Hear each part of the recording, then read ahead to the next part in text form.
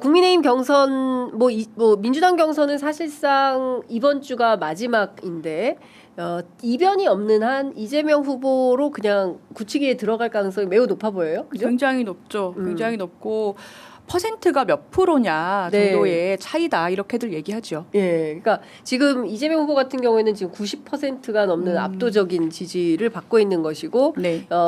두 후보, 김경수 후보나 또 김동연 후보 같은 경우에는 5%대에 머물러 있기 때문에 이 격차를 좀 해소하기는 어려울 것 같고, 네. 그래서 오히려 국민의힘 경선에 더 많은 분들이 관심을 갖는 것 같은데, 양자 경선에는 누가 올라갈 거로 보십니까?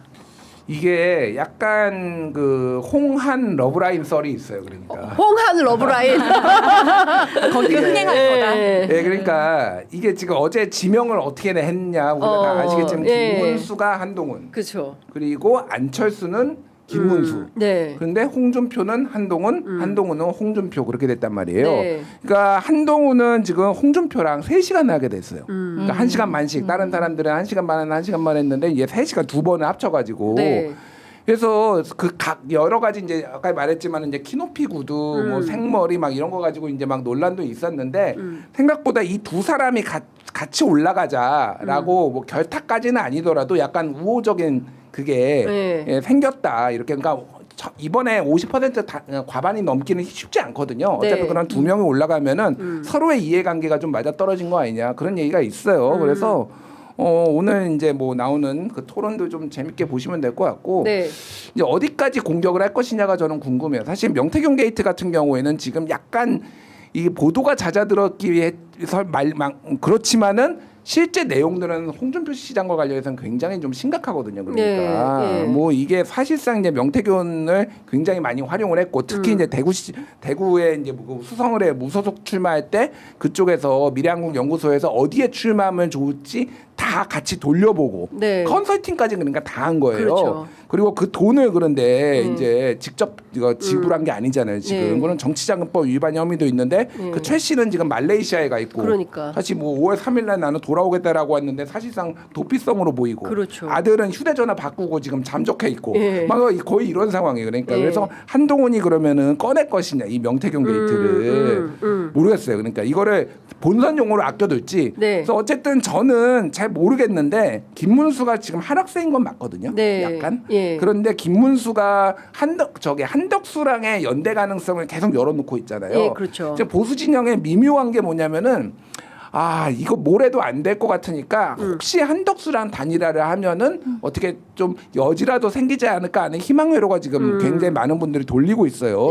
그러다 보니까 홍도 약간 물러선 거야. 그러니까. 그래서 그 김문수에 너무 많은 표가 가면은 그렇게 돼서 내가 너무 선을 그으면 안 되니까, 그래서 어느 정도는 그래 무슨 소리야 하지만은 열려 있다라고 하는 게 그런 미묘한 지금 역학관계가 있어요. 지금. 그래서 오늘 입장이 바뀐 거군요. 살짝. 한덕수하고도 단일화할 수가 있다. 어제만 하더라도 단일화하려면 이준석하고 해야지 무슨 한덕수냐 이런 태도였는데 그게 바뀌었다. 그게 이제 내부의 역학관계에 따른 것이다. 이제 이렇게 볼 수가 있겠네요. 그래서 전국에 누구 올라간다고 보시는 거예요? 저는 한동훈은 올라갈 것 같아요. 한동훈. 이게 어쨌든 찬탄반탄을 하면은 그냥 이게 그리고 점점 이제 좀 역개몽 되시는 분들이 늘어나고 보수 역개몽. 윤석열에 대해서 윤석열의 개몽에 반대되는 거죠. 그러니까 이게 윤석열 바짓가랑이 붙들고 있어봤자 우리가 이길 수 있겠냐. 어쨌든 이재명 꺾을 사람을 해야 되지 않느냐. 이런 정서가 좀 더 퍼지고 있는 거 하나. 그리고 윤석열 그 윤어게인 신당이 보수 진영이 완전 냉담해졌어요. 그러니까 저 이기적인 인간. 약간 이런 식의 분위기가 있어서 그러니까 한동훈이 점점 약간 아직 그렇다고 반탄이 더 많아요. 찬탄보단. 그럼에도 불구하고 한동훈이 좀 올라가기 유력한 것 같고, 김문수냐 홍준표냐 이 둘 중에 하나인 것 같거든요. 그렇죠. 저는 그래도 김문수가 올라갈 가능성이 좀 더 높지 않냐. 김문수가.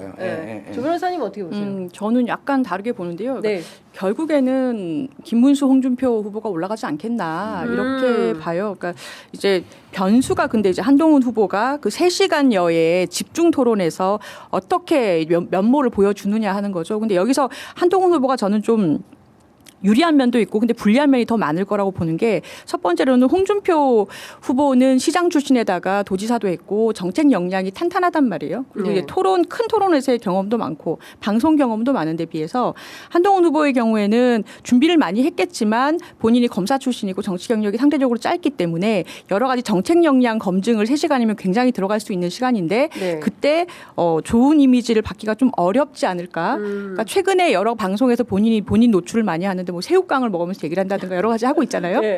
근데 그게 플러스가 됐는지는 잘 모르겠습니다. 근데 한동훈 후보는 정책 역량에서 좀 토론이 밀릴 수 있다라는 약점을 좀 가지고 있을 수밖에 없고 또 하나가 본인이 이제 배신자 프레임이 있지 않습니까? 그래서 당원들에게 얘기할 때 너가 탄핵을 이끈 그 당대표 아니냐라고 얘기했을 때 사실 본인 그러면 얘기할 게 굉장히 길어요. 긴데 그 부분에 대해서 좀 근본적으로 약점을 가지고 있을 수밖에 없고 근데 탄핵을 사실 찬성하시는 분들도 상당히 많아지고 있는 건 사실이에요. 그래서 홍준표 후보는 그중에서 약점을 가지고 있지만 가장 큰 건 또 명태균 사건이죠. 이게 법적으로도 굉장히 사실 큰 일입니다. 그러니까 뇌물죄가 될 수도 있는 거죠. 여론조사를 명태균 씨가 제공하는 양식을 보면 돈을 안 받고 제공을 해준다든가 허위 여론조사를 제공해줬다라는 의혹이 굉장히 많잖아요. 근데 만약에 그게 밝혀졌다라고 할 경우에 뇌물죄가 될 수도 있고 허위 여론조사를 이용했다고 하면 여러 가지 선거법 관련 위반이 될 수도 있거든요. 이거 굉장히 큰 리스크이기 때문에 이 점에 대해서 공격을 하겠지만 또 상당히 이미 알고 있는 부분도 많이 있단 말이에요. 그래서 이제 두 명이 토론을 했을 때는 저는 오히려 한동훈 후보가 좀 여러 가지로 길게 토론했을 때 불리한 부분도 있지 않겠나 생각을 하고요. 그러면 많이 치고 올라오겠지만 결국에 처음에 1위를 한다라고 여론조사에서 많이 나왔던 김문수 후보 그리고 홍준표 후보가 진출을 할 수밖에 없지 않을까 저는 그렇게 예상을 해봅니다. 네. 자, 어쨌든 뭐 두 분의 예측이 갈리기 때문에 얼마 안 남았습니다. 갈려야 재밌어. 갈려야 재밌다. 단두대 매치.